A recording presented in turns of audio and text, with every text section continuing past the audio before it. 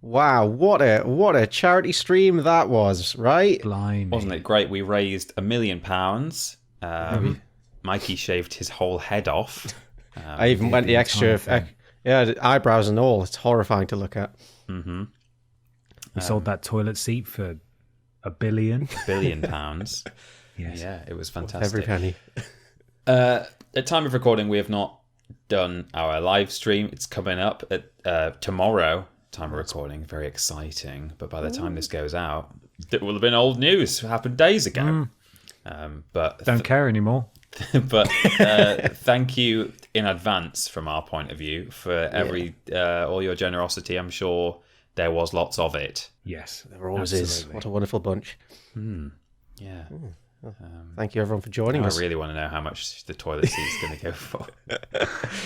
I hope there's in the last hour an intense bidding war happens, because I feel like anyone who's committed to it will be feverishly defending that thing, or maybe they'll think, "No, what am I doing? That's a toilet seat."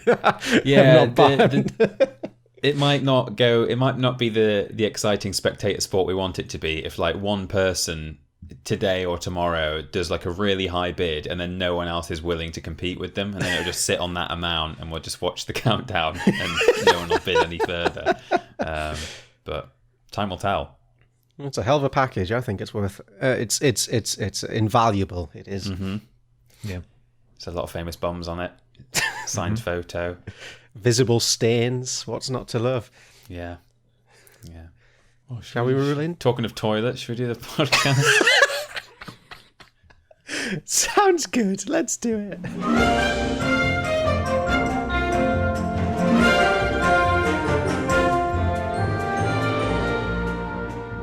Hello, everybody, and welcome to Podiots, the official Vidiots podcast. It's a conversational podcast where we take some questions from you at home and obey the law of the 3 Rs, where everybody brings a thing along to talk about. I'm Ben. I'm Peter. And I'm Michael. Hey, guys. Hey, Ben. How you doing? How you doing? Doing good. Doing Doing pretty well, good. thanks. Yeah. Good. How are you? Yeah, fine. Good. Yeah, Good. It's good. Good. It's all good. Yeah, it's good. Yeah. I wonder. It's all good. And I still can't stop thinking about my potential bald head that my future's laden with. Does that open me up to any immediate cosplaying? Matt Lucas, Vin Diesel. Wow, that's 2 ends of the bald spectrum there. Wallace, Jason Statham, Professor The Rock. X, Phil Mitchell, Professor X, Grant Mitchell, all the Mitchells. Yeah. They're all bald, Jean-Luc even the women. Picard, Okay. Execute from Pokemon. Mm-hmm. Just any egg themed character. Egg. Chicken eggs, Humpty Dumpty. sparrow eggs. I could go as an actual Pokeball. Just paint the bottom half of my face red. Ostrich egg. Scotch. Oh, attach some breadcrumbs to me. Yum yum. Yeah, we could egg you in bread, if you want. Yeah, that'd be lovely. Actually, I'm well up for that.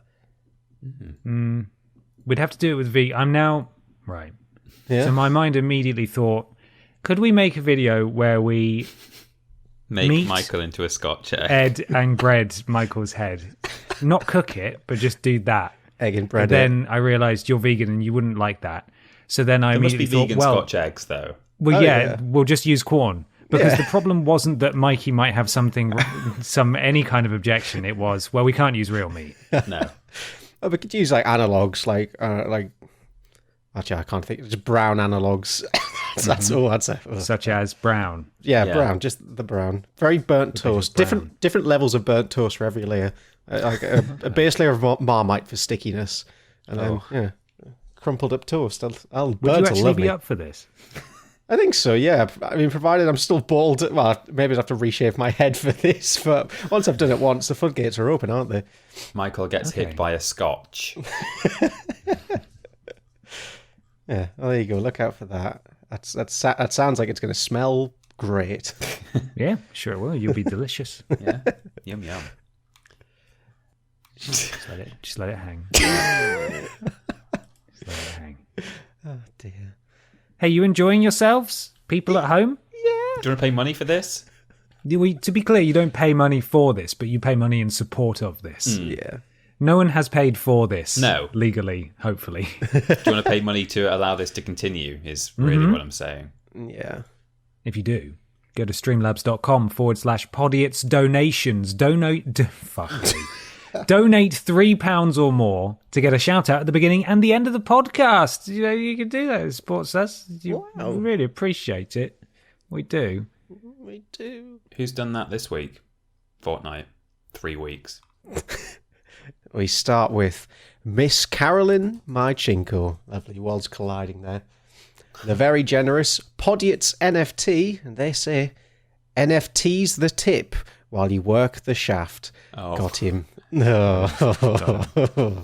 I know I got you, because Mikey is chuckling loudly. Ben is laughing while trying to hide the shame of finding that funny, and Peter is barely relevant. And Peter is telling a barely relevant anecdote. And Peter is a barely relevant anecdote.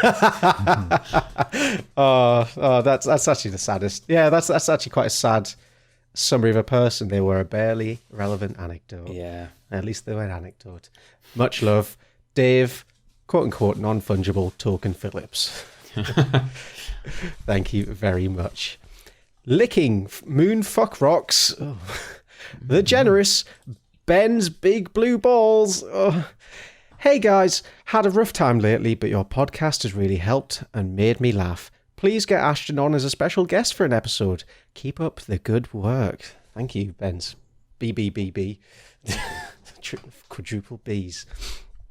Spotted Richard. Caroline, eat Peter's wedding. Caroline at Peter's wedding. Oh, Jesus Christ. This is that camel case. Caroline at Peter's wedding. There we go. Thank you. I genuinely read that and thought, yeah, that's right. It's fine. Let's move on. The generous. I just moved. They say, I just moved during a scary time. I'm sore. All my shit is hidden in a lost crate. Brackets I packed. No. A lot crate. All my shit is hidden in a lot crate. I auto-corrected that, but let's keep true to the original, I guess. Yeah. I can't find my lot crate. I love buying those, the monthly lot crates. The world feels scary, so my only solace is to watch memory cards. But I guess hearing my name will work. Rest in peace, memory cards. Thank you very much. Great memory cards, thank you. Me bananas are gone missing. Krenkles McThunder Snorch. My brother wrote a shit book. Finn Tristram. Donak07. Fred W wants to like Peter Yum 420. Wants to lick Peter, sorry. Wants to lick Peter Yum 420. That's much better. That's better. And Stephen Skodes. Thank you. Also, Vidiots is not a cult. Peace, who was very generous and has put Russian warship, go fuck yourself. Nice. Fair enough. So that's a generous donation for Peace there. I'm behind that. Dick Davidinson. My wide U wreath rastings. You're not going to get me on that. Hawkman 105. Lord Brotovich. Specky Becky. Bon Bon Bon Son. Stephen Skodes. Bowl Cut. Don't forget episode 69, dudes. Alf Ramsey's Porn Dungeon. David Dick in Minge. And Mr. Blobby becomes a sous chef. We've also got Will You Poo Juan Me. Mook Johnson with 50p of garlic. Nice. LA Knight, yeah. Mr. Macca. Many cocks go arse to mouth. Joris Bonbonbonson. You know it's all about the coom. Laurie Wales Yee Bob. Guy Incognito. It's Tiny Peeps Veronica Green, I think. Mm-hmm. Boba Fetish.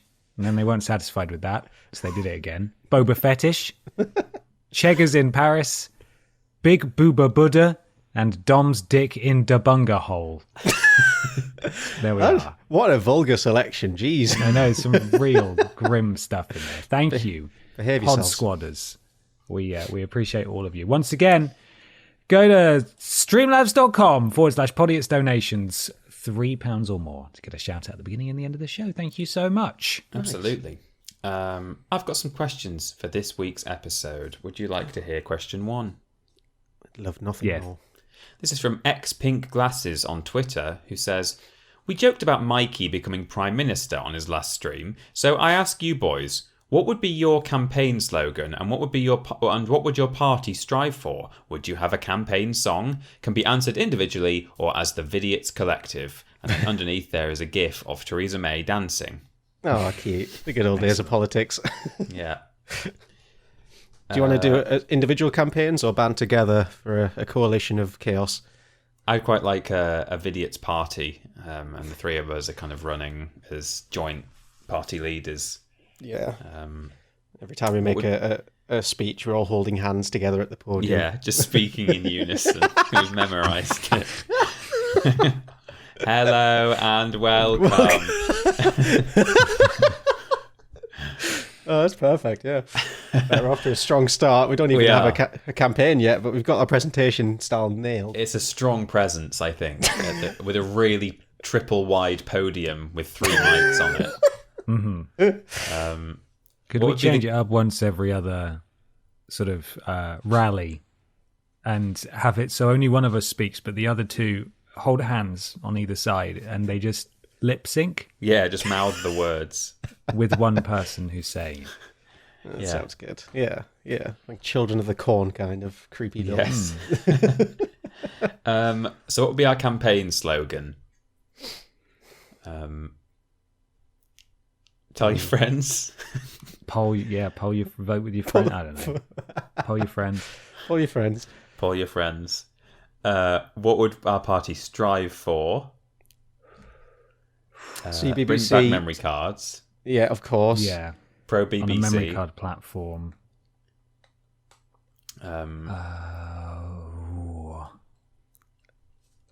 Free Snowy Joeys for all, perhaps? Oh, no. No way. Absolutely not. Everyone would probably be happy with that until they actually tried one and went, oh, this just tastes of sawdust. Replace 24-hour news chat. Actually, no, let's replace just GB News with a 24-hour broadcast of Dave Benson Phillips' back catalogue. Yeah. You're going to say backside. DB News. His famous bum. Toilet cam. We go straight to toilet seat cam. Oh, lovely. We have like QVC style adverts with Dave's toilet seat on there as well. Oh. Yeah, we could have a TV channel that's constantly just doing reruns of Dave, just episodes of Get Your Own Back and Fun Song Factory. Can we buy the rights to Dave from Dave and just get Dave? Just a channel called Dave, but it's just Dave Benson Phillips. Yeah, very good, very good. Yeah, I like that. To be clear, I wouldn't like that. I think it sounds like torture. Yeah, and That's capital punishment. He asked us to leave him out of it, and we're now entertaining the idea of running for Prime Minister and setting up an entire TV channel of him being run over and over again. That is not leaving him out of it. There's a duality to that, though. That's like nightmare daytime TV material, but very good late night devil lettuce material. Like it's 4 a.m. You've lost control of your life and just sat there. Dave channel on. The giant baby being chased by kids as they throw chips into its mouth. Yeah. Dave Benson channel, the DBC. And there he is. All day. Fantastic. Would we have a campaign song was the next question. Yeah. We know what it is, don't we? Stoke-on-Trent? Of course it's Stoke-on-Trent. Yeah. We'd also move the capital to Stoke-on-Trent. We would, yeah. Yeah, we'll bring industry back to Stoke-on-Trent. Oh, can we also reduce the price of extra garlic down to the price it was in the early 2000s? Yeah. So that it's only 50p. Because at the moment it must be a quid at this rate. Well, to be fair, we don't know how much he got. He just said that he got an extra 50's worth. That's true. But Anyone I could get agree. an extra 50's worth. We could lower the price so that an extra 50's worth goes further than before. He did say that 150 was the garlic and chips, so we know that a standard portion of garlic and chips is £1.50. There's no way it costs that now. It's at least £2.30. Yeah, God, you can tell that video was recorded in the north. £1.50 for garlic and chips. That is incredible. Bargain. I've never really thought about how much sauce this guy was having The fact to that wade through. the weird thing to me, well, there's all sorts of weird in that video, but one of the weird things is that it's garlic and chips, as though garlic is the main centerpiece of the meal. And to be clear to anyone who's unfamiliar with the British takeaway scene, that's garlic sauce. It's not. Yes. It's not just like cloves. It's not some really fancy fried, fries with garlic and stuff. No, he's just manky garlic sauce and shit chips. Yeah, the most anemic looking white liquid drizzled all over his chips. But he calls it garlic and chips. The chips is the garnish. He really went into the shop hoping for some garlic and thought, oh, you can get chips with it for £1. Better double up on garlic. There's too much chips. Yeah. Stoke-on-Trent then, and that was it actually. The next bit can be answered individually or as the Vidiots collective. So there we go. I think we're going to be in power by next year. I like it. What's not to love in that collection of policies? Yeah. Oh god, that fucking photo is horrible of the chips. Yeah. Which one of you posted that? Yeah, I put you described it perfectly. It's anemic looking, isn't it? It's the same color as the fucking box. It is. Are you sure it's not mayonnaise? No, it's too liquidy. It's just mayonnaise, white. That's I've just looked at the source of that. That is from Kebab Boys with a Z in Shepperton, and the caption is garlic sauce for your chips and the little OK finger. Jesus Christ. Imagine using that to advertise your business. It almost looks like the worst kind of book ache there, really. I mean, It does. There's a lot of ache going on. Yeah. Stinky, but Can we change our party name to the Kebab Boys? With a yeah, Z? With a Z, yeah. With 2 Zs for legal reasons. Yeah, we have to be different. Yeah, garlic with a sounds K. Bam. Oh, God, what a horrible start. On the subject of food, I have got a thing here that was actually sent in by a Podiots listener when Ben and I did a tat appeal over on Triple Jump. So it's been posted in alongside other stuff, Worst Games Ever and so on. But there was an envelope enclosed that said this must go to one Podiot and one Podiot only. So it ended up going with me. This is from Bartek, who says, "Hello, boys and the entire Walrus clan. For me, you are a window into life in the United Kingdom. Thanks to you, I learned about many UK cultural achievements, TV shows, movies, and historical events that are not mentioned in textbooks here in Poland. I didn't know about DBP, Bum Piss, or Cheggers before. Thank you." I don't know why Bum Piss is in there next to Dave Benson Phillips. Historic British achievement. Why isn't there any textbooks mentioning bum pisses? Yeah, why is that not happening? I always say that the food is the first step to getting to know other people. My knowledge grew the most when I was introduced to the recent British food tournament. What the fuck? I thought when the first names were mentioned. What are they talking about? It must be a joke. These dishes can't be called that. Oh, how fucking wrong I was. I checked Wikipedia and I am delighted. And so he's then looked up all kinds of interesting foods. Stargazy Pie. Are you guys familiar with that? Oh, yeah. No. It's a pie with like actual whole fish heads sticking out of it, looking up to the sky. Oh, it's... Bedfordshire clanger, which is... I'm not even sure exactly what that is. It's like a sausage roll or something. Is horrible. Bedfordshire clanger! But he's listed all kinds of things here. Beef Wellington, spotted dick, Eton mess, which I suppose all must sound very strange. And he says at the end, and my favourite, toad in the hole. It sounds like Roald Dahl and Charles fucking Dickens are trying to invent a polite curse for an 18th century orphaned diastema hero. What is that? What is that word? Wow, he's used a word from my language that I don't understand. Anyway, he's come up with a game. Here are 9 Polish specialities with equally stupid names, appearances, and ingredients. Based on photos, guess how their names are translated into English. Extra points for guessing what they're made of. And an extra point for guessing their popularity. 27 points in total. I mean, Bartek's really gone to town here with photos and popularity ratings and so on. That might be overcomplicating it for the purposes of a podcast, especially since, it's a non-visual medium, so the people at home won't be able to see. But what we'll do is We'll add each photo that I'm going to send Ben and Mikey to the thread on Twitter. Okay. And also, I will read out the name of the dish so that you guys can just Google image search it at home if you're, on the bus or on your computer or whatever. So you should be able to sort of play along. We'll try and be very descriptive as well about what we're witnessing. Yeah, okay. So the first one here, some of the photos, so this is all printed out, obviously, from Bartek, and some of the photos that he has enclosed, I've managed to find the exact ones on the internet, but some of them are just similar. But in any case, here is the first one. This is pronounced, he's got phonetic pronunciation for me here, Kapushniak. It's spelled Kapusniak. So have a look at that. That looks nice. It's like a watery broth with potatoes in it, a little bit of beef, carrots. Yeah, it looks all right. I get down with that.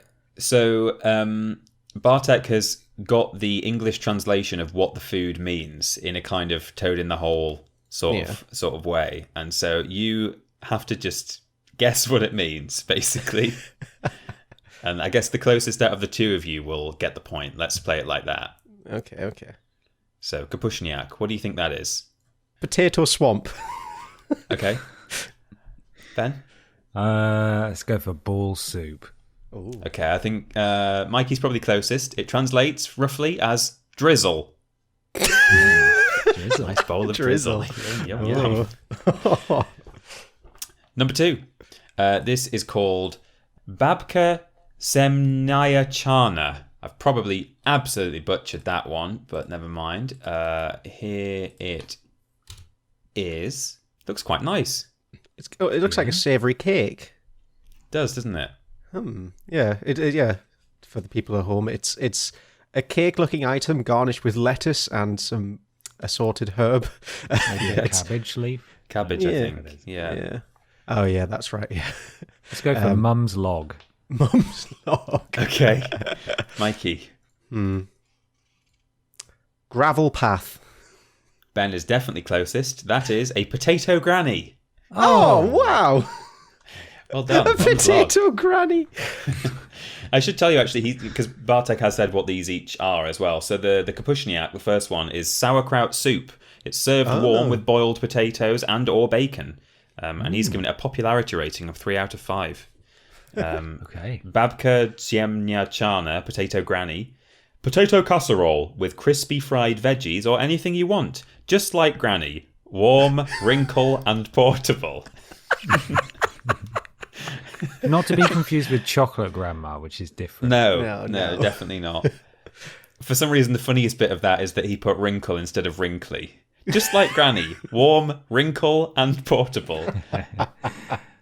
That is a 2 out of 5 popularity. That looks good though. Up next, Flashkey. I don't know how he's even translated this one because as far as I'm concerned, this isn't a real English word, but maybe it is. So here you go, Flashkey. I'm just going to look up the English word to see if it does mean anything. Oh no. Ooh. That's giving me nightmares just looking at it. What's going on in there? I'm not entirely sure what is in there. I don't even know where to start with describing this one. It's a soupy, it's a stew of kinds with an orange liquid, and I can't. It looks like cat's tongues. Is the best way to describe it. Lots of cat's tongues in there. Yeah, it's kind of spiky. Spiky. Let's go for Eldritch Pudding. Eldritch Pudding. That's very good. Mikey. It's served in kind of like a combination bowl and mug with 2 handles, so I'm going to go with Cthulhu. Cthulhu. Okay. We might have to vote on who's the closest. This actually, I looked up what the translation, what the English word means that Bartek has given me, and it's just the name of a dish in the UK or in English. So it's chitterlings, all one word. Oh. Chitterlings, which both in Poland and seemingly in English-speaking languages is intestine soup. Oh. And certainly the Polish version is from Masovia, region of Warsaw. Highly seasoned, spicy, sour, and very oily. Strange that the USA did not want to introduce democracy into it. Popularity 4 out of 5. Wow. Should we call that a draw then? Yeah, call that one a draw. I know. Like food differs by culture, but man, intestines, that's a lot. I mean, they're saying that we eat tripe and you say we. well, I fucking don't. Cockneys eat tripe. They do. So this one I'm about to send you is the exact picture that Bartek sent me. /us. In fact, the last one was as well the same one. So this is Gauompki, I think. I like the look of that. Yeah, that looks good.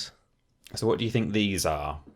So, for reference, this is an orange soupy base once again, but this time there's little parcels of meat-filled things. I can tell you actually, it's cabbage that is wrapped around those. It looks more carby, doesn't it? But that is, it's also not meat. I'll just give you that as well. What? Oh my God. I've got it completely wrong. Well then, sad ravioli. Okay. Mikey. Pleasurable pillows. Pleasurable pillows. Yeah. Okay. This apparently means little pigeons. Oh! Pigeons. Little pigeons. Porridge wrapped in boiled cabbage. It's served warm with tomato sauce. Delicious. Popularity 5 out of 5. Wow. That is truly out there. That is mad. I would say again, neither of you were really closer than the other on that one, so we'll call that one a draw. So it's still one apiece, isn't it? I think. I'm on one. So there are 9 of these. We're on number 5. This is Ruanki. Oh, I should be spelling these out. So this is Ruchanki. And if you are playing along at home, I'll spell the other 2 out while Ben and Mikey have a look at that. This is almost a pancake-style dish.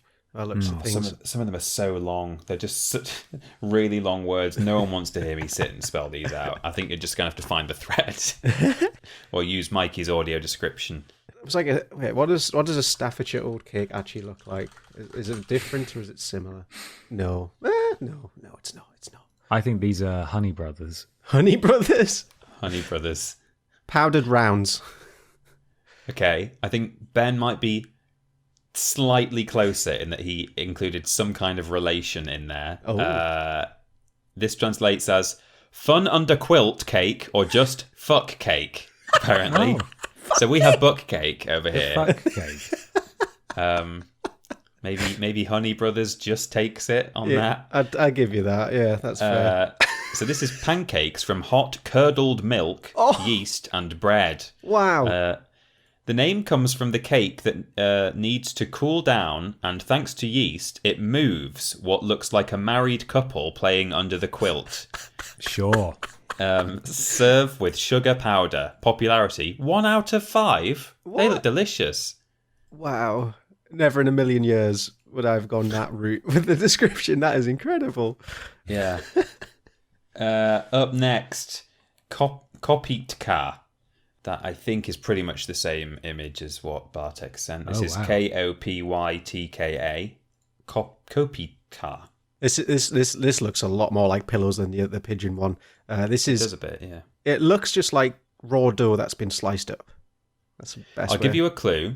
This one is just a noun in plural form. So it's like just calling it pillows or shoes or whatever. So pick a noun, any noun. Clouds. Ooh. Wigs. Let's go wigs. I'm going to give that one to Mikey. It's actually hooves. Okay. These are... The scoring system's so arbitrary, it's great. I know, isn't it? It's just like, I mean, Mikey picked like an object that is related to a living being, whereas Ben picked a weather system. That's fair. Hooves. Thick potato and cottage cheese noodles, served with various sauces, even sweet. Popularity 5 out of 5. Yeah, fair play. That does sound good. Number 7. These look, I mean, not to yuck anyone's yum, but I don't quite like the look of these. This is Ushkaz G Baimi. Ushkaz G Baimi, or Bami. Wow. How do I describe these without being obscene? They look like little white bumholes. These do look a bit like ravioli, but they are Yeah, they're like sexual. They're like ravioli that have been squashed down, and then they have a number of folds in them. Yeah. They look a bit like oysters, like soft oysters. Yeah, they do look a bit like oysters. You can do as many words as you want here. It's not necessarily one word, the English version. What do you think? Weepy eyes. Okay, Ben. I think this is another grandma dish. I think this is grandma's sorrow. Oh. These are ears with mushroom. Oh. Okay. Stuffed dumplings with mushrooms or meat. Traditional Christmas dish served with beet borscht. Popularity 5 out of 5. Wow. They sound nice. I like mushroom. I'm kicking myself now because just after I said mine, I was thinking, oh, they look like goblin ears. It's fine. I missed my They do chance. look like ears. What I'll do is, given that your previous point, Mikey, was a bit tenuous, and I would say you maybe marginally win this one. We'll put those two together and say, yeah, that's just all made 1 point last time. That's fair. That's fair. So it is all to play for now. It's 4-4 confirmed. You have a definite point for those two. So this is Huda Yeva or Yeva. And this is the same picture that Bartek included. Oh, okay. This is a soup. tricky one. There are 2 different translations here, so opens you up slightly more. Gives you a chance to be somewhat related. Visually, it looks like cream of mushroom soup to me. That's the closest. Yeah, it does a bit. Closest analog. Soupy. Yeah. Yeah. Milky delight. Okay. I'm going to say. Ben. I was going to say creamy muck muck, but I feel like that's too similar to Milky Delight. Oh. So, how about Sunday Surprise? This is Skinny You or Skinny Eve. Oh. You as in the tree, Y-E-W, or Eve as in the name. I'm not really sure how they both translate, but maybe that's just what the name sort of means over there or sounds like. This is a very fat and caloric soup made of cheese, buttermilk, cream, and flour, served in small portions. Traditionally, soup of my region. Name probably came from young yew wood that was used as a bowl. Eaten cold in the heat by lumberjacks or miners, along with bread and garlic. Popularity 1 out of 5. I wouldn't say either of you were particularly close there, so it all comes down to this last one. And if neither of you says anything closely related to it, then I guess we're all winners together. This is Hrust. The phonetic is Hrust, but it's spelled Chrust. Hrust. They look like Doritos with powder on them almost. Yeah, they're kind of like twisted. Churros. Oh, Yeah, churro-y. They look very tasty, I think. They look sweet. Yeah. Kind of fried. Christmas toenails. Oh. Okay. All I can think is arrowheads. Oh. See, I don't know if Ooh. either of you get a point there, but it's actually brushwood. Apparently. So there you go. It's also known as favor key. Small, crispy, deep-fried crackers, sweet or with spices, served with sugar, powder, or with cinnamon. Eat on the beginning of Carnival, along with patchki on Twisty Czwartek, Fat Thursday. Oh, it's that Thursday last week. Was it? Yeah, it's Fat Thursdays. I think it's kind of like the last day before Lent, where you essentially just, traditionally in Poland, you eat donuts. Oh, I see. Yeah, like Shrove Tuesday. Yeah. Well, what I'm going to do, given that it was related to a holiday, I'm going to give the point to Ben there, because he said Christmas toenail. Congratulations, well done. Well earned. A well-deserved win. Really deserved. Yeah. So there you go. That was, thank you, Bartek, for sending that game in. That was Thanks, a lot of fun. Bartek. We've all Thank learned you. a bit about Polish cuisine. As we say, the thread will be available, so there should be some images for you to have a look at. Thank you very much, both of you, Peter and Bartek, the power couple. Yeah, thanks. So I've got a question here, and then I should probably add all those pictures bit by bit to the thread. But I'll ask a question first. When do you all go by other names such as Mike or Michael, Pete for Peter, or Benjamin for Ben? I think it's supposed to say Mike for Michael rather than Mike or Michael. Yeah. But yeah, when do you go by different names? Personally, the only people who call me Pete are my family, and they all call me Pete. They never call me Peter, really. Or people who've known me since I was very young. So like friends of the family, but like, you know, the kind of people who you call your auntie even though they aren't, those kind of people. They all call me Pete. And actually, occasionally, someone in like chat or on social media or in the comments or something will just refer to me as Pete, or say like, thanks Pete, or great video Pete. And I find it really strange. Like, I don't find them strange for saying it, but it feels really weird to me that like someone would call me that, especially given that no one on camera who I work with ever calls me Pete, really, as far as I remember. So it always comes across, it always feels a bit odd when people call me Pete, because it's very much it's like, as I say, it's like a familial thing. It's like you know, only people who are very close to me call me that. So that's always a bit odd. Yeah, it's like when I'm in trouble, I get called Michael. It's like, oh no. Yeah. Like if I hear the word Michael, my heart instantly goes, oh Jesus, what's happening? I don't think anyone calls me Benjamin. Not even my parents. Do you ever get called anything else? Benji or anything at all other than Ben? No.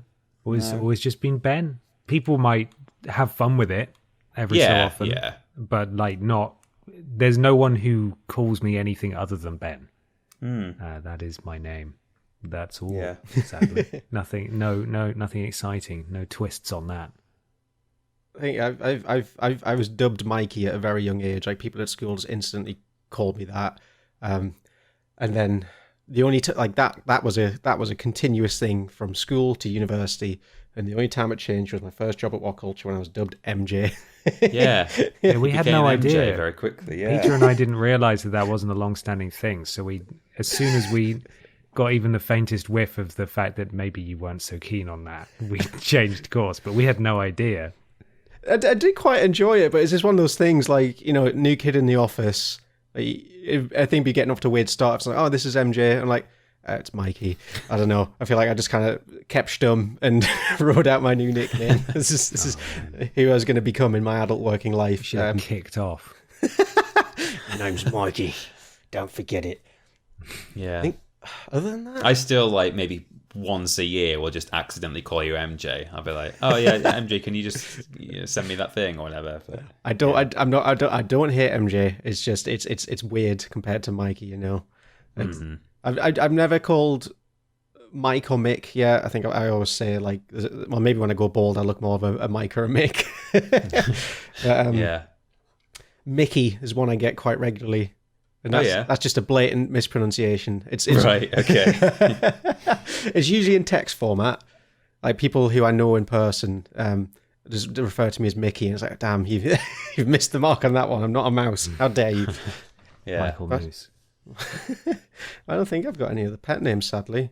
I think that's it. Oh well, just me then. Oh. It's not Peter outside of work, really. But oh wait, no, my dad calls me Sonner. Right, Sonner. And I'm just Michael to my mother. Sonner, that's new. What you been up to this week, Sonner? We've got like 1,000 different names for you, Peter, at work. Peeps, all sorts of variations, nicknames. TP. Well, yeah, Peeper. I've got that's true. Peeps. Tiny Peter. Yeah, Teepers. That's true. Teepers. PPT. Teepers. Yeah.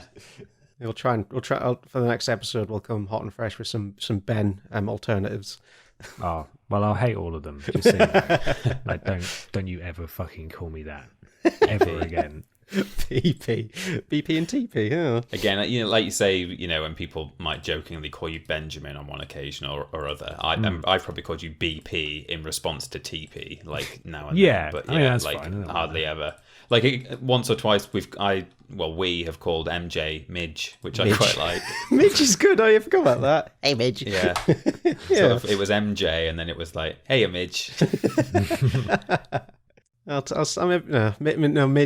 kind of sounds like I should be a pub landlord if I'm going to have that name, at least in day-to-day discourse. It's like, all right, Midge, I'll have a pint of bitter, please.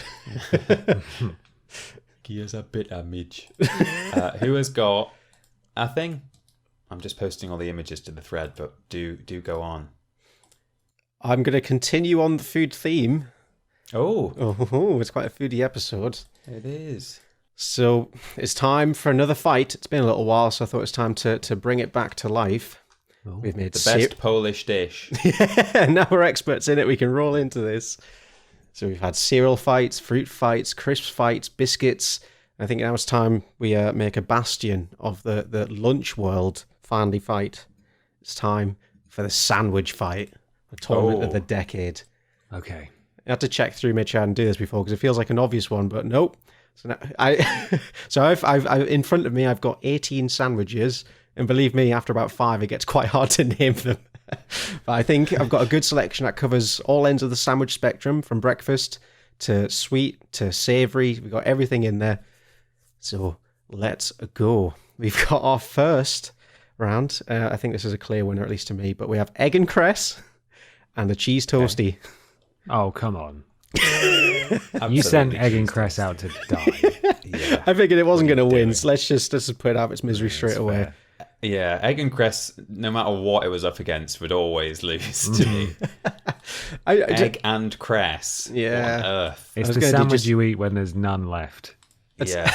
That's like you're forced to eat it at what the Funeral. Awake. Yeah. Oh, what's the afternoon tea? It's like as a finger sandwich, I could see it. Yeah. Yeah, Tory birthday. Yeah, it's not something I'd ever choose, and as you know, I quite like egg sandwiches on the whole.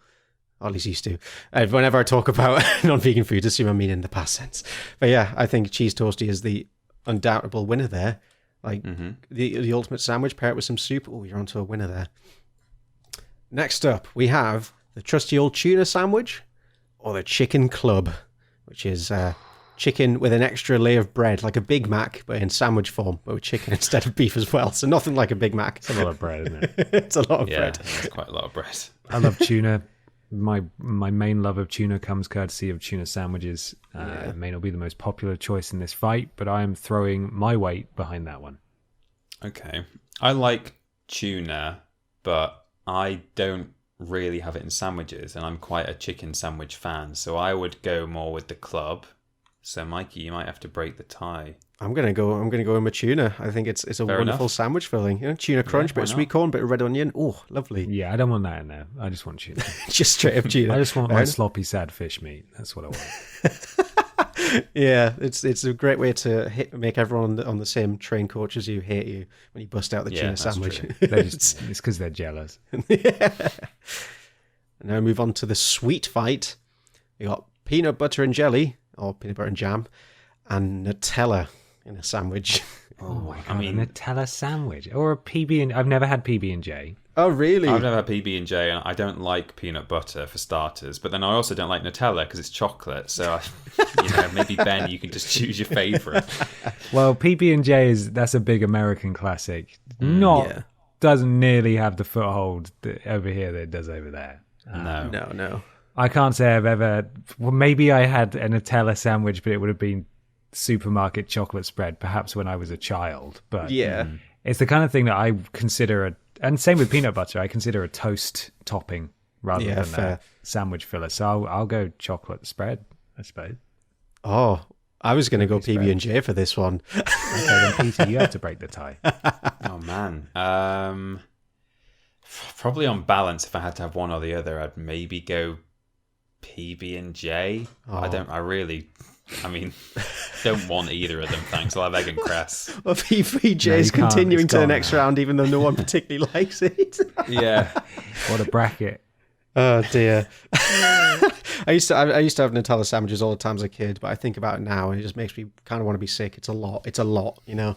I did But experiment with a toasty maker and chocolate spread Ooh. in my adulthood, and while the prospect is very attractive, not to you, Peter, obviously, but little pockets of toasted chocolate filling.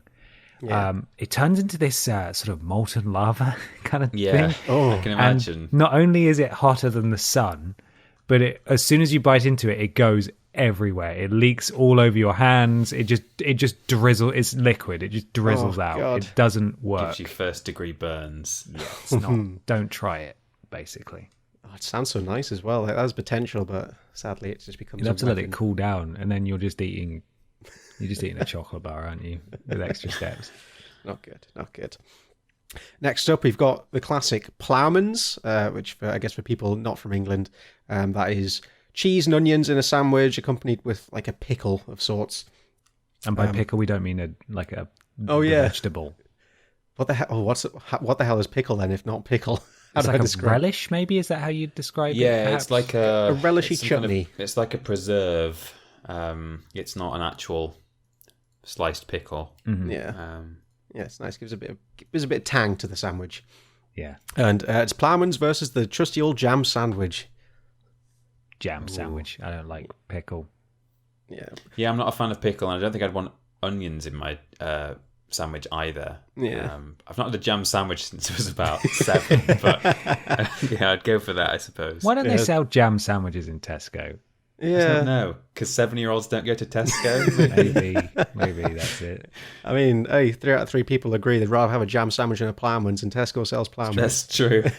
That's true, but neither of us are northern or none of us are northern, like working class people from mines. Ploughmen, yes. Yeah.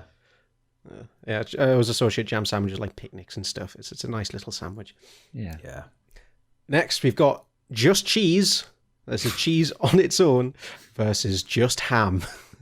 Oh, what a sad state. This is the cheap end of the Tesco meal deal. Each other. I don't mind that shitty wafer thin ham stuff if it's with something else in a sandwich. Yeah. But the ham if you're having a ham sandwich, it has to be proper ham. I had sad ham sandwiches throughout my entire school life. So I'd have a wedge of bad cheddar any day between 2 slices of bread, personally. Oh, fair. Putting aside my dietary requirements, I would probably prefer to have the cheese. I do occasionally get the just ham from Tesco meal deal if I kind of feel like I almost want a sandwich, but I don't really want a proper one. And I'll be like, I'll get the fake sandwich and just eat that. So I kind of feel like I'm getting something in me, but not a whole pile of bacon and mayo and stuff, you know? Yeah, it's a sustenance sandwich. Yeah, cheese is a fair win. I'm going to agree with that one. Yeah, a good quality. Actually, to be fair, most cheeses in a sandwich are pretty good, especially if you add a little bit of tomato or whatever. It's cheese salad. Well, that sounds gross.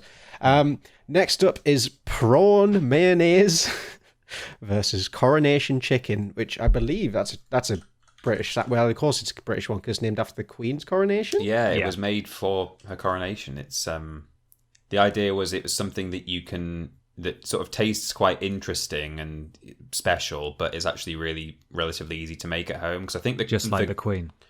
Yes.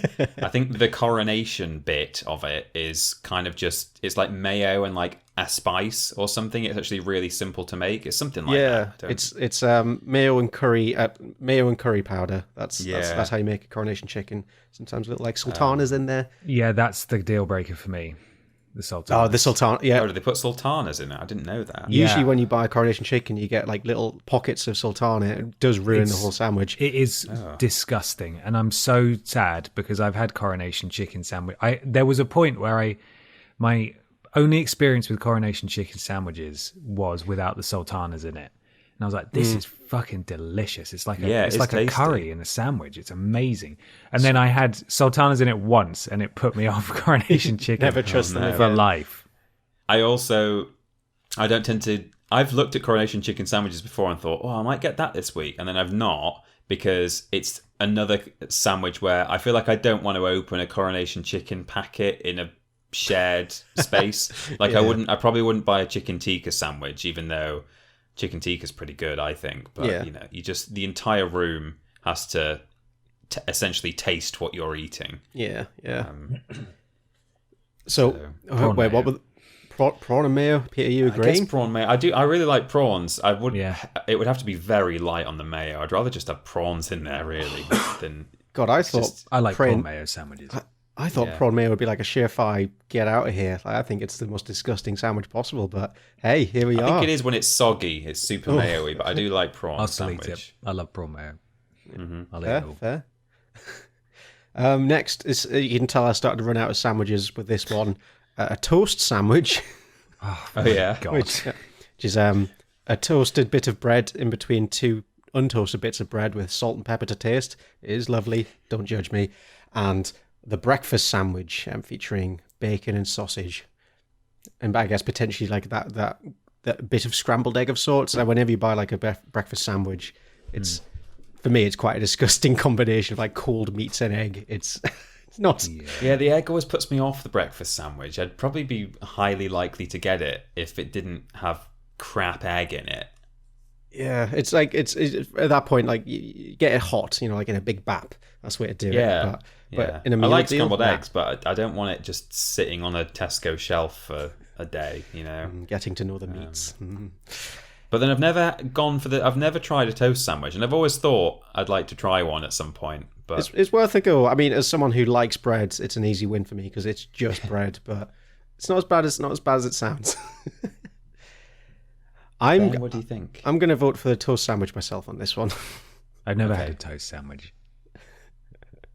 Are you partial to a breakfast sandwich, or does any part of that put you off? Well, I'd eat a breakfast sandwich, but it's not my first choice. So I'll probably go with that. Yeah, I will. I think I'll go with breakfast sandwich, especially since at first you didn't actually mention the egg until the last minute, Mikey. So I might sort of pretend the egg is not really in there very much. That's fine. You can pick it out. It's up to you. Yeah. And now the last heat before we get onto the semis or quarters or whatever it is we're at. It's the trusty old BLT, baconless tomato, and the meatball sandwich, going a bit extravagant. Like chicken and bacon? There's so many different... where's chicken and bacon? There's so many classic sandwiches that have... Chicken, bacon and stuffing. Oh Jam, God, yeah, I forgot about that chocolate spreads. This is always, bread in bread. this is always the nightmare of me making these. Is that it's like we get to the end, it's like, what about these 10 obvious choices? Ham and cheese together, maybe. I was in a weird spot because I've got all the constituent parts into the sandwich in some of these, but not together. Like, how much crossover did I want? So I kind of went for the biggest, differences at least. But yes, you're right. I've missed out some real classics. This is the very So we're messed crowning up. the best sandwich of these ones. Yes. So sorry, say those again. They were so ridiculous that my brain's forgotten them. A BLT? That's not ridiculous. Oh, yeah. And right, meatball. BLT. It's BLT. And meatball, right. I've never had a meatball sandwich. That's a real faff to eat, surely. I've never had one because they just look like such a pain in the arse. I'm quite partial to them. They're quite nice, with like a little bit of tomato sauce on them. Well, not like nice tomato sauce, not just ketchup. But yeah, I'm not going to argue against BLT on that. That's an actual proper sandwich, isn't it? Do you guys remember when Tesco did a lasagna sandwich? Whoa. Yeah. With pasta in it? That. Yeah. I guess you could do like a really weird version of that, where instead of pasta sheets, you just find a photo. You crush down some bread so it's really thin and use that as the sheets instead. I'll tell you another one, Mikey, that you've missed out. It wouldn't have won because it's got an ingredient that's controversial in it. But Tesco they've just brought back the beef and horseradish, which I'm quite partial to. The horseradish isn't very strong. I know horseradish can be like really intense, but they use a really mild one. And I'm mostly just in it for the beef. It just tastes like it might as well be beef and mayo. But I started eating that about 6 months ago. I had it for about 3 days in a row after I'd sort of discovered that I really liked it. And I was like, yeah, this is like red meat. It's better than having bacon in my chicken sandwich. Yeah. And then after having it, buying it 3 times, they suddenly discontinued it. And I don't know if it's like a seasonal thing. They only do it 6 months of the year, but it's come back now. And Weird. that's what I'm getting for my lunches sometimes. Yeah, make the most of it while it's here. Yeah. That lasagna sandwich looks abhorrent. Oh. That is... I forgot, fucking mince was part of bolognese, and that just looks really not fun. I mean, I guess mince is just crushed meatballs at the end of the day. Is the really pale yellow bit supposed to be the top of the lasagna, or is that butter? Because that's so pale. There's cheese in there, but there's also a strip of pasta sheet. Oh, right. Okay, that's the pasta. Yeah. I think so. There's a layer of white sauce as well in there, but it looks quite thick white sauce. Yeah. Also, I'm sorry, Michael. Can we circle back to where you said that mince is crushed meatballs? Like all meat products descend from meatballs. Well, meatballs, as opposed to meat. meatballs being reconstituted mince. No. The way they make mince is they get meatballs and crush them up. They make the meatballs first. Any meatballs they don't sell. That's literally everything else that comes from a cow. Oh dear, yeah, it made sense in my head. I mean, I'm right. Yeah, I'm right. No, you're Just not wrong. in the most roundabout way possible. Wrong. Yeah. Oh my god, there's a 3,000 by 2,304 pixel close-up photo of a paella sandwich here. Would you like to see it? Yes, yeah. please. It's if only for the way actually- you said paella in the Spanish way. I appreciate that. Sorry, paella. It's actually kind of disgusting to look at. Open original. Oh, It's so big. good God. You can really see the detail on the prawn. Oh, yeah. That's an intense cross-section of a prawn there. That makes me... Oh, God, no, it's the rice as well. God, it just looks like worms. Oh. No, Yeah, gross, it's not gross. great, is it? Michael, what about roast beef and horseradish? There's another one. That's what I said before. Oh, you did? Sorry. Yeah. I considered it, but I used my own personal bias here as not being a fan of beef sandwiches. That's fine. I wouldn't eat it discredit either. it. Yeah, fair enough. I understand it's not popular. Like what I should have done was just collated every sandwich from Tesco because You bought them all. Yeah. Oh, like there's so many good options here, and I pulled a few, and then I went for a fucking toast sandwich. It's fine. We're on to the semi. I'm proud of you, You man. gave a place to egg and cress and left out chicken and stuff. No, it's the chocolate spread sandwich that gets me. Yeah, I mean the mad. weirdest one, the weird ones are offensive, but to me, like the fact that egg and cress even got, I mean that doesn't even have like a weird novelty to it. That's just like, what the hell are you doing here? To me, egg and cress and prawn mayonnaise are on the same level. Like they're one of the same. You forgot that Okay. one as well, Michael. Free and spiced cranberry chutney. Free and spiced cranberry That chutney. Oh, you didn't do lovely- the seasonal turkey and trimmings either. Oh God, can we get please? We're I getting know into I the- miss out a lot of sandwiches. We're getting into the Tory sandwiches now. Can we do a Michael's tournament and talk about how shit this one was? Oh dear, Michael, I'm Right. really proud of you, and I'm glad. You Yeah, no, I that's am. fine. I'm It's glad you fine. brought Did this today. do you want to even finish this? Or... Yes, we do. I'm only teasing. But not before we acknowledge the sad lack of the Boxing Day triple. The Boxing Boxing Day Day triple. triple. What is that middle one? It's ham hock Chicken and spinach. and it Oh, piccalilli. Lily, yeah. Wow. There's a Wensleydale carrot and orange chutney sandwich, which sounds fucking What? vile. Oh, the Marks Boxing and Day Spencer's triple. needs to That's be- what you'd be doing after eating Needs to be this. stopped. Because what you want after you've had a whole day of eating loads of food is an M&S meal deal with 3 sandwiches in it, Oh my God. with that's- red traffic lights all down the nutritional info. Is it any coincidence that exclusively old people shop at M&S and it's mainly old people who are dying every day? That's a good point. Yeah. What's the high salt? 46% of your daily amount of salt in that one triple. That is Wow. so much of your daily allowance. 5% from every pack is shared between 2 charities. Wow. What, do they get your stuff when you die? Really pushing the boat out, M&S food. 5% goes to 2 charities. Oh dear. Right. Should we get on to the semi-final of the Weird Yes, Sandwich yes, Consortium? Please. It's cheese toasty versus the tuna sandwich. Cheese toasty. I fucking love tuna, but yeah, cheese toasty, please. Yeah, it's hard to argue. I think we might have a winner. Maybe not. Maybe Yeah, it's all to win maybe. for because judging by the rest of them. PB&J versus just a jam sandwich.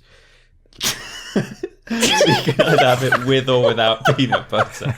I'd rather have it without, thanks. I like how I said I chose these so they're all different enough, but then we've got two of the same pretty much. Oh god, I really fucked this. Jam or jam and peanut butter? Jam, I suppose. Sorry, I mean which one are you going for, Peter? It's jam, isn't it? Yeah, just jam, please. Just the jelly for me, thanks. Jesus Christ. Cheese versus prawn mayonnaise. Prawn mayo for me. Prawn mayo, maybe? Yeah. Fair. I don't agree, but fair. What a sad Mikey hates the fact that this is getting to the semi-finals. Yeah, this does not warrant his place here. We've got a breakfast sandwich versus a BLT. BLT. I think I'd say I'd say breakfast, I think. I'm going to put a vote in for BLT for that one. Okay, fair enough. Breakfast lettuce tomato, the ultimate sandwich.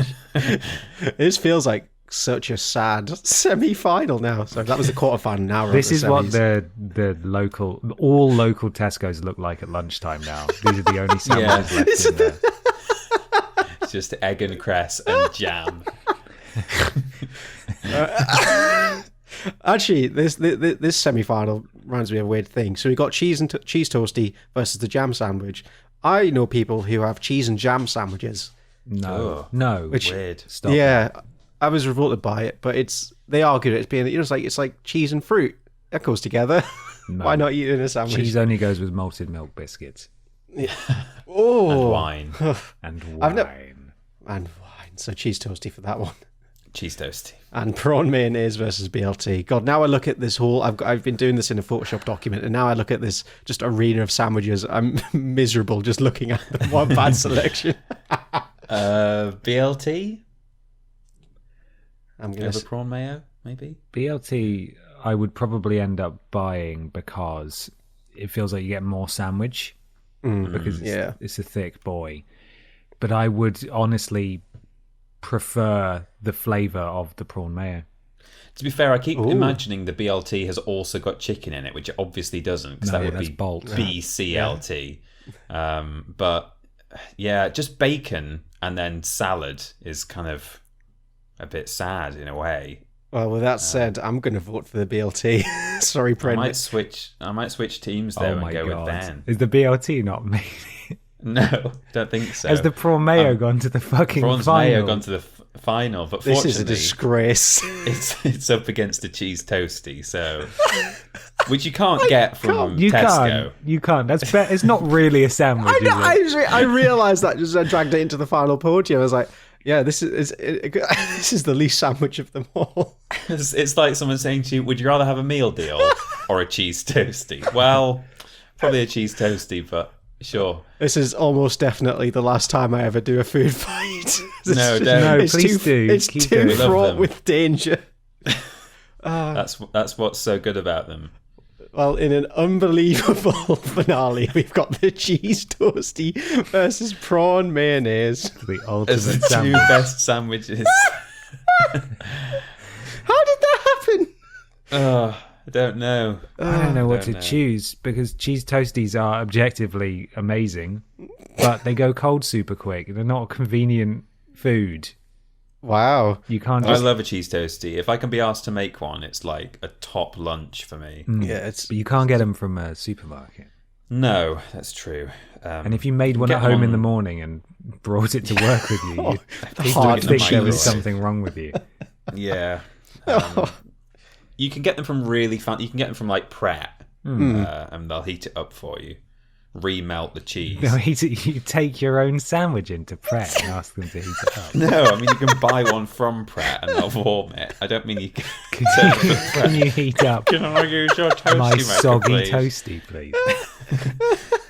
I think cheese toasty still has to win. I'm not having prawn mayo win the sandwich tournament. It'd almost be fitting if it did win, though. I think. Yeah, well, I mean, it'd be fitting if either of these won, because one's not the best sandwich and one is not a sandwich. Not a sandwich.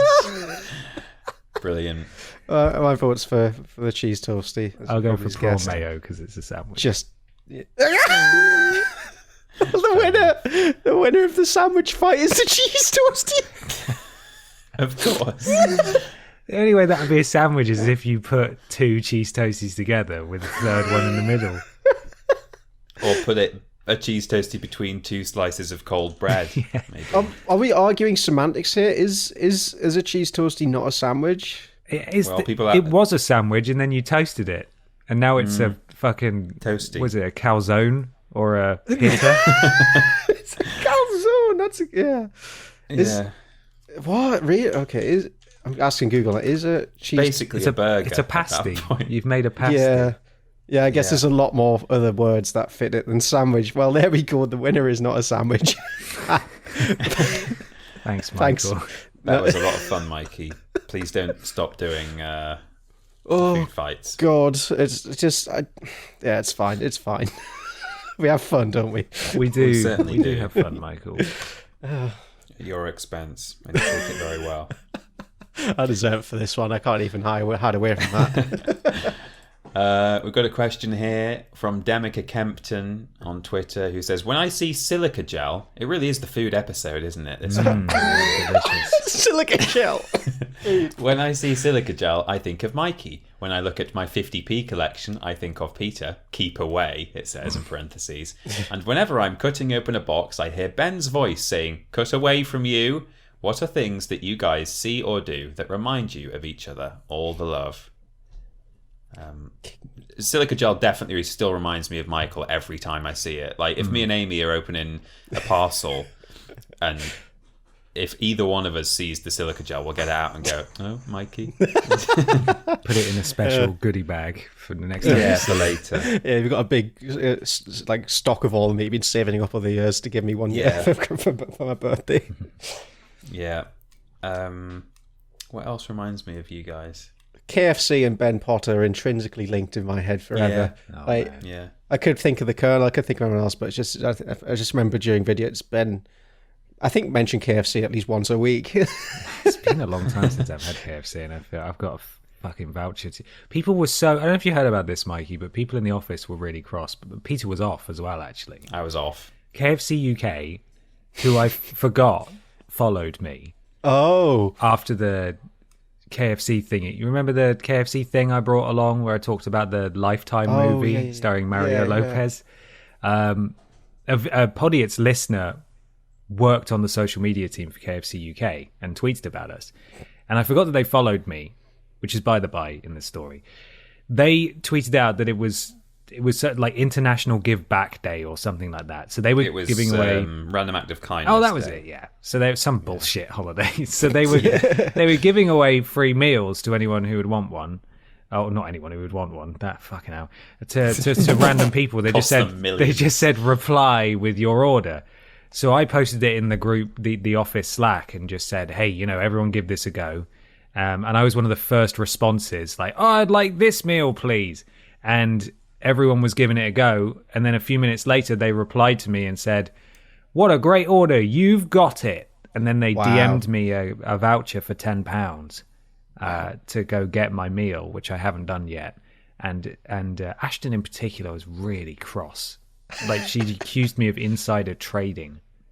Because you're using your clout for personal gain. I didn't know. I forgot, though. That's the thing. I forgot. And you would have thought it would have been easy for them to just see that they followed me and think, no, that's too obvious. Let's go for another person. Well, congratulations on winning, Ben. Now everyone else in the whole office hates you guts. Thanks. You know what? I don't care. I don't give a fuck. Yeah, you got KFC. You're doing chicken, well. So, bam. What reminds me of Peter? I want to avoid the obvious of National Trust and castles. Yeah, it's just like every time me and Claudia go somewhere nice, I'm always like in my head like, oh, Peter would enjoy this. If only you were here. Yeah. I think I would probably think of Ben if I ever saw a square pizza. Oh man, it's always food, isn't it? Yeah. Well, yeah. Actually, whenever I see the word snacks, and I think it entered my repertoire because of, I think it might be both of you, but I mainly remember Peter talking about it, going snacks, snacks from that video of the little baby. And so every time I see the word snacks in my head, I go snacks. Yeah, that'll do it. I'm trying to think if anything else reminds me of you other than silica gel, which is provided by Demica Kempton. What about you, Ben? Have you got any? Anytime I come across like any kind of boutique vegan outlet, I think of Michael Johnson. There's one in a town near my parents where I picked up a couple of Christmas presents, and everything in the store was vegan: coffee, various dry ingredients, all sorts of sort of homeware and stuff. Yeah. And I thought, wow, what a Michael Johnson shop. Those shops are great if you want to spend like £2 on some carrots. Yes, it's expensive. It is expensive. It's raw produce for very rich people most of the time. Me and Amy have a habit of if we've got nothing to watch, and if we're just like sitting in front of the sofa, sitting on the sofa in front of the TV for half an hour, maybe we're heading off somewhere, or we've got plans, we just want to kill half an hour. We're quite we're prone to watching like fail compilations, just people falling over and stuff. Oh, like nice. we've never matured beyond that point. And we have a habit of, there are certain kind of categories of things where if we see someone about to do a specific kind of fail, they're doing a certain activity, there are people that we know who relate to said activity, and we sort of shout their name as though they're the person on screen. So if we see someone playing golf, like Amy's dad is quite fond of golf, and so if it comes up with a guy who's about to like fall in a pond playing golf, we'll go, "Dad, no!" or like, you know, something like that. Or if we see, I'm trying to think of maybe like a mutual friend as an example, but if maybe like if we saw a girl with a big knife in the kitchen, we might go, "Ashton, please!" And if we see a young person skating, it's quite often, "Mikey, no!" at this point. So you've entered the repertoire there. Mikey, please. Don't do it. Oh, an honour. Yeah. I like that. I actually feel really invested in the pain that those poor people are going to suffer in a few seconds' time. Yeah.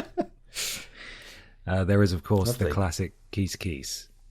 Kees Kees, yeah. Which is, I hear that and I hear that spoken about on the Cultaholic podcast, actually. Because apparently it's a thing that Owen and Andrew do. Yeah, Andrew, I think, got it from us. I assumed that's as much, to but Owen. They talk about, like, Jack talks about it disparagingly, like, oh, they do this stupid thing where they do Kees Kees. It's a stupid thing that those two do. And I'm there listening and thinking, well, it's not theirs, though, is it? Well, I've talked about this before. I don't think I've talked about it on Podiots, but I love the spread, the viral spread of Kees Kees. It's gone everywhere, isn't it? It's good. Well, because I was tagged in a tweet where someone that Andrew knows, like not through work, I think someone he just knows, like a close friend, she'd put Kees Kees, and it had maybe said like, "Andrew, I will always blame you for making me, say this all the time now," and he like tagged me in it and said, "Oh, it's Peter." And just to know, like, I remember patient zero. I remember the man who behind me and Amy just went Kees Kees when he saw us, and then we did it on Podiots, then we started doing it on Triple Jump. Then Andrew got it from either Podiots or Triple Jump, I don't know. And he's doing it with Owen. And then it was like Andrew or Owen's friend now, who's never met me and certainly never met that man, is saying Kees Kees. It just spreads like wildfire. It has. It's amazing. It's good. It's good stuff. Let's continue to track the progress of Kees Kees as it spreads and it attains world domination. Listener, if you ever come across someone who's saying Kees Kees, can you give us the 6 degrees of Kevin Bacon to get back to us and work out how it got to them? We need to know. I'd love to see. Good. Well, it's time for Ben. It's Ben time. Here's my thing. I have 4 news stories. Ooh. Are they real? Are they fake? They might be satirical The Onion news articles. They might be real news articles. I have gone through a slightly different approach this time of renaming these headlines to make them a little harder to guess. And instead of trying to make them sound fake or make them sound real, what I've done is I've just given a very short shit description of what the article's about. So there's even less of a chance that you can get it, I think. Oh, good. Right. You ready? Yeah. So I've got 4. I'll run through them first, and then you can guess if they're real or not. Number 1, sausage saves dog in Hampshire. Right. Number 2, Roomba escapes a hotel in Cambridge. Number 3, Gorillas are intimidated by Shaquille O'Neal. And number 4, furries launch book saving campaign. Okay. God, this is a lot harder, isn't it? So first up, sausage saves dog in Hampshire. I think I know one of these to be true. Okay, the first sausage saves sandwich. Sausage saves sandwich. No, it doesn't. Sausage saves dog. Yeah. How would maybe this could be true through some kind of twist of fate? Like maybe a dog accidentally ingested poison and it gave it a bad tum tum, and then it ate a very soured sausage, and then that made it vomit up the poison. Yeah. That's the most convoluted justification I could ever think of. Yeah, I'm going to say that's real, mainly because I want to know how that happened. That is real. Wow. Ooh. The real headline is Dog Rescued from Drowning After Sausage Dangled from Drone in Hampshire. Oh, brilliant. The Jack Russell Terrier was in danger of being overwhelmed by rising tides when she was found stranded on mudflats in Havant. The dog, called Millie, had gone missing after slipping her lead and was on the run for 4 days. Wow. So, they attached... There's a photo. Okay. They attached a sausage to a drone and they flew it over the top of the dog, and the dog followed it back to the shore. There it is. For a minute I had an image that they like fished for the dog, and the dog bit onto the sausage, and then the drone carried the dog away. Dangling from the drone. No, there's the setup there. You've got the drone, you've got some string, and there's the sausage. That's brilliant. Just tied to the end. That is fantastic. What a good idea. Yeah. So they got her back. They got Millie back. Millie's safe. This was last month. Millie's okay. Thank God. Next story. Roomba escapes a hotel in Cambridge. I will say true. We recently got one that, not a Roomba, but an off-brand Roomba for just keeping our downstairs area in check, because cats just trailing crap and hair everywhere. The other day, that Roomba managed to attach itself to the little mat where we put Karen's food. It got stuck in the mechanism, so this Roomba for an unknown amount of time is just dragging around the food around downstairs. And then we've got a big cardboard box downstairs which we've been meaning to throw out for weeks, but Karen likes sitting in it, so we kept it there for her. And then so I come downstairs, I'm like, oh, where the hell's Karen's food? And it takes me 10 minutes to realise the Roomba has managed to drag everything into this big cardboard box, and obviously just got in there, got stuck and shut itself down and hidden itself from us. And wow, it's a nightmare. So knowing that Roombas can do that, I'm going to say, yeah, Roomba definitely escaped from a hotel. This one I think I know. I think the way this was written by some outlets was it was like a wonderful, heartwarming homecoming story. It was like... Roomba finally returned home after something or other. Is this true? This is true. And nice. I applaud the BBC News article for the dramatisation of events. And I will read it to you. It's not very long. Robot vacuum cleaner escapes from Cambridge Travel Lodge is the title of the article. A robot vacuum cleaner made a break for freedom after giving staff the slip at a Travelodge hotel. The automated cleaner failed to stop at the front door of the hotel in Orchard Park in Cambridge on Thursday and was still on the loose the following day. Staff said it just kept going and could be anywhere, while well-wishers on social media hoped the vacuum enjoyed its travels as it has no natural predators in the wild. That's it. Yeah, that's right. It was found under a hedge on Friday.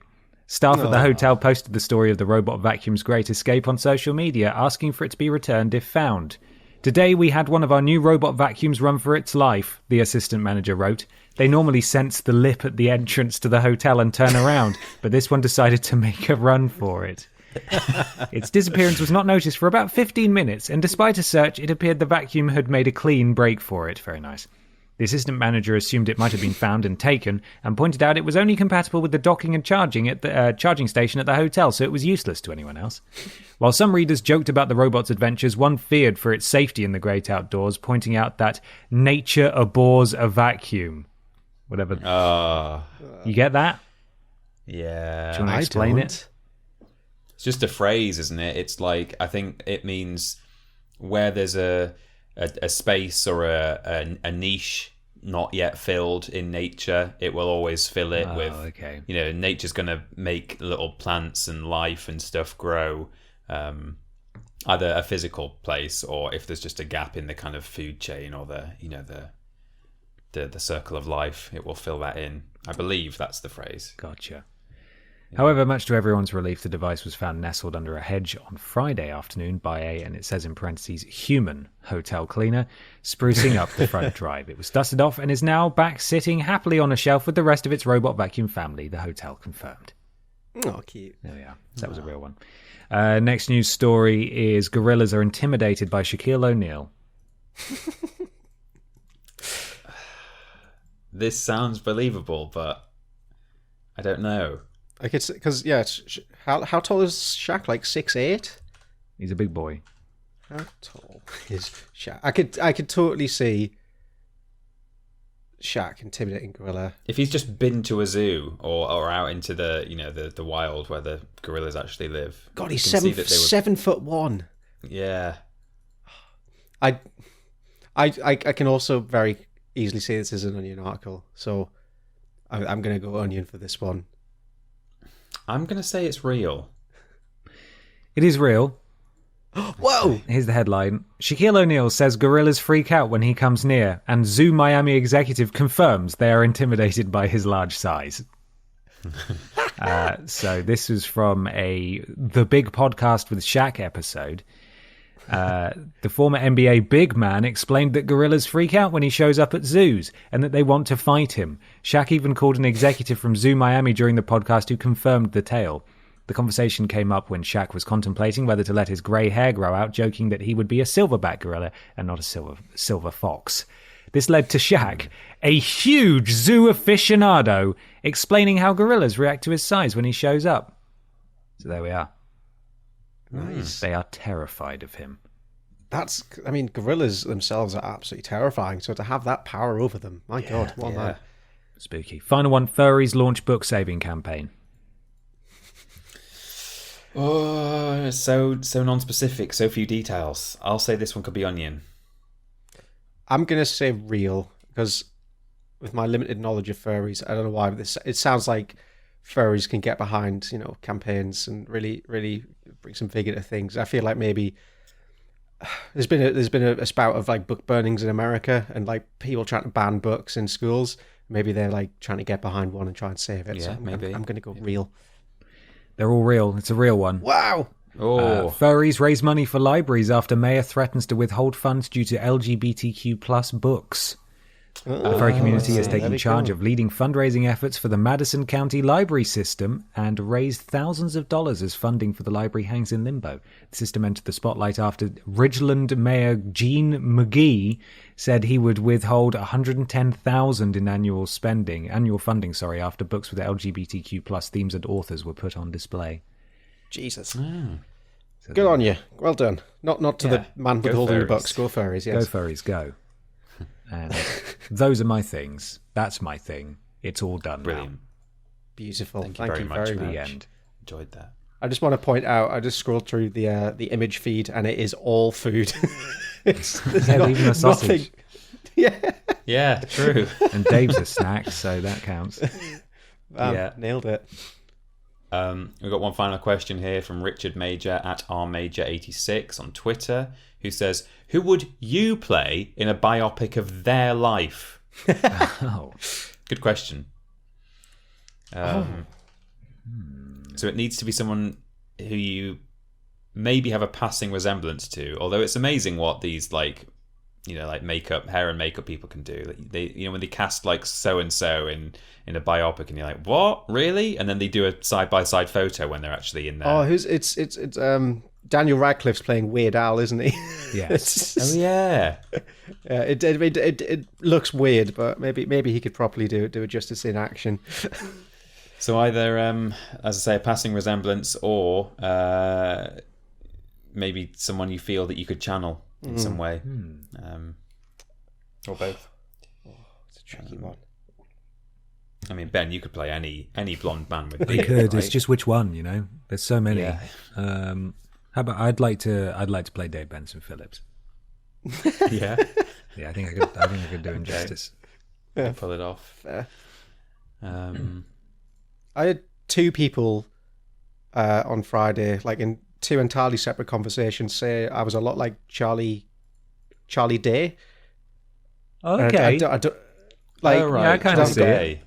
Yeah, I've kind of got like, especially when I've had a bit to drink, like my energy ramps up a bit, and I get really frantic when I talk. So I think if I'd have to go to set every day drunk, but I think maybe I could take on the Charlie Day aura, take on his energy. I'm told I look like some guy from Coronation Street, who I don't know, someone Barlow. People used to tweet that in the Vidiots Ken? year. No, not Ken. He's like 80, but I think his grandson or something. Gary. Gary. But maybe the puppeteer. What's his name? Dave Chapman, who puppeteered The Neighbour's Cat and Otis the Aardvark. Purely for the love and respect I have for him, and the fact that our coloration is somewhat similar, in that he's got kind of mid-blonde brown hair, I think. So that'll do. It's weird you say that, because I just Googled him to remind myself, and all the images of him are in black and white. Really? I don't really look anything like him facially, but I'll leave that to CG. I reckon with a bit of hair, it'll all work out. It'll be beautiful. Yeah. Nice. Yeah. That's go. who I'll be. Well, that's it. That's the end of the podcast. Hope you enjoyed it. I'm going to pull up the YouTube channel. So yes, of course. It's that do time. my bit. Absolutely. We need to find out what happened. Mikey, is there some sort of website, some sort of shop kind of deal? I think you're right. If you go onto your web browser of choice and type into that there navigation bar, store.yogscast.com, you'll be greeted with a bounty of wonderful goodies and tidbits that you can buy.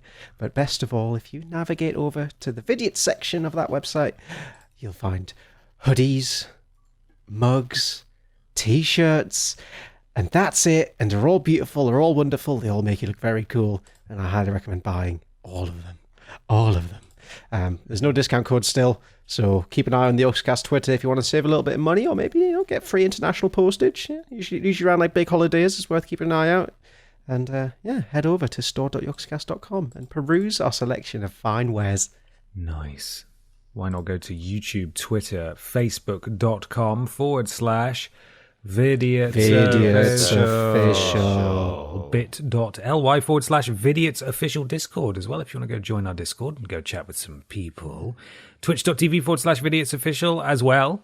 We have just used that for a wonderful charity stream. We hope as many of you made it as possible, or are watching or watch the VOD perhaps after the fact. But thank you for giving so generously, if indeed you did. And if you didn't, yes, how dare you? Fuck you. You can give to us instead at streamlabs.com/Podiots donations. £3 or more to get a shout out at the beginning and the end of the show. Mikey, what have we got? Oh, God, I Mikey, forgot that was what have coming we next. We've got Miss Caroline Mychinko, the generous Podiots NFTs, Licking Moon Fuck Rocks, the generous Ben's Big Blue Balls, Spotted Richard, Caroline, at Peter's Wedding, nearly did it again there. The generous once again, I Just Moved, Me Bananas Are Gone Missing, Krenkles McThunder Snorch, My Brother Wrote a Shit Book, Finn Tristram, Don Atco 7, Fred W wants to lick Peter Yum 420, and Stephen Skodes. Also, Vidiots is not a cult. The very generous Peace, Dick Davidinson, My Wide You Wreath Raz Tings, Hawkman 105, Lord Brotovich, Specky Becky, Bon Bonson, Stephen Skodes, Bowl Cut, don't forget episode 69 dudes, Alf Ramsey's Porn Dungeon, David Dick in Minge, and Mr. Blobby becomes a sous chef. And we also have Will You Poo Juan Me, McJohnson with 50p of garlic, LA Knight, yeah, Mr. Macca, Many Cocks Go Ass to Mouth, John Bonson, Bonson, yes, you know it's all about the coom, Laurie Wales, Yee Bob, Guy Incognito, It's Tiny Peeps, Veronica Green, Boba Fetish, Cheggers in Paris, Big Booba Buddha, and Dom's Dick in the Bunker Hole. There we are. I've just realised I was very confused by the Veronica Green one, but it is Tiny Peeps Veronica Green. Oh. I was wondering why it's... I don't know who Veronica Green is, but that makes more sense. They're asking if I am that them. does make sense. I misread that. Veronica Green. Drag queen. Okay. Yeah. And? Yeah. Oh, they wear round-rimmed glasses. Okay. I think the what's the word? The resemblance is uncanny. Here you go, gents. It's loading. There I am. Oh, on the right, kinda. On the right. Yeah. Just like me. Yeah. I'll add it to the thread. Sure.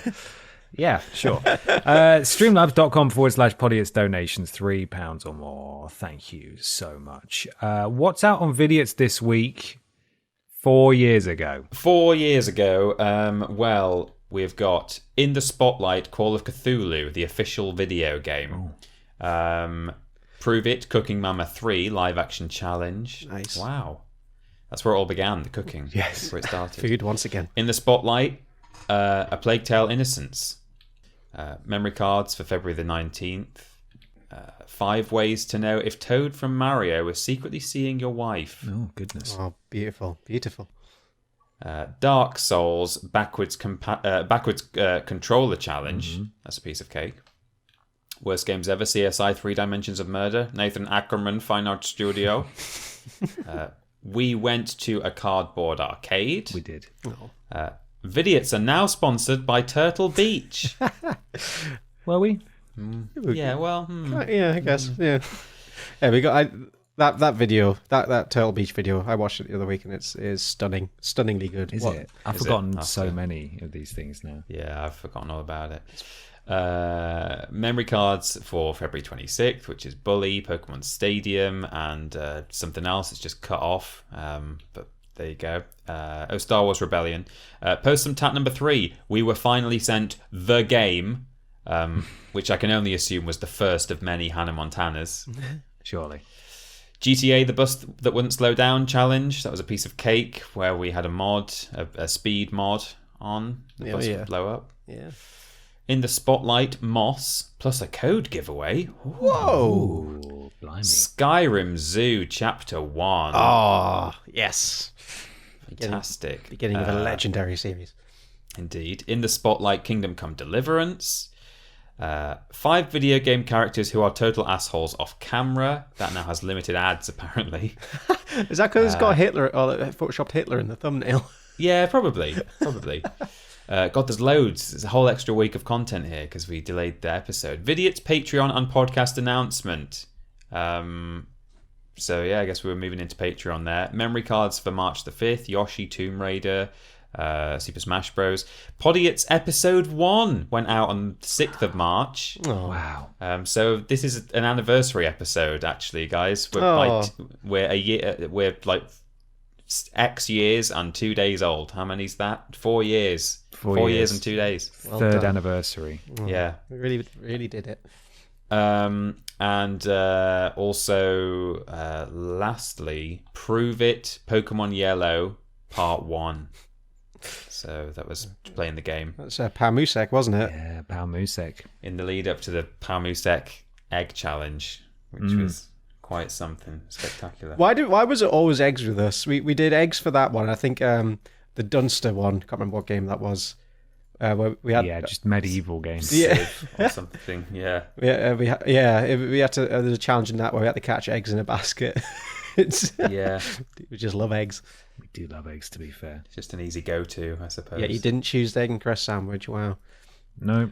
I don't remember going to buy those eggs, but I suppose we must have done. We just go into a shop and buy some eggs at the last minute. There might have been some at my grandma's house that we just took. Maybe. So that could have been it. Wonderful. Thank you, Peter. You're welcome. Michael, where are you on the internet? At Parrotboy on Twitter is the best place to find me, and at Parrotboy on Twitch. I stream on occasion.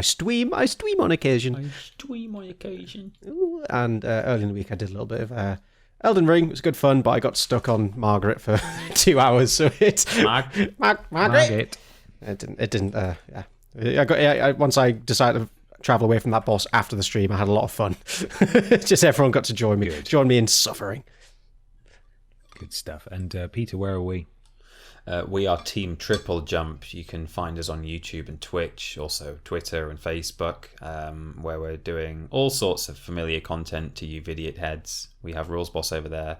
We have Billy Ray Walrus, of course, still in existence, and Worst Games Ever, and so on and so forth. And we cook as well, so that's good. But we were also individually on social media, on Twitter at @ThatPeterAustin and @confused_dude. Nice. We most certainly are. Why not leave us a 5-star iTunes review or a review/rating on your platform of choice? It helps something to do with Al Gore's rhythms. You got a final question before we fuck off? What's a weird food from your country or region that has a sort of strange literal meaning? You know, like grandma's knickers or whatever it is. You know? Yeah, I like that. Let us know. Tell us Tell us the English, obviously, in the comments. Yes. Fantastic. Right, we're going to head off now. Thank you for listening. Take care of yourselves, and we'll see you soon. We will. Bye. Bye-bye. Bye.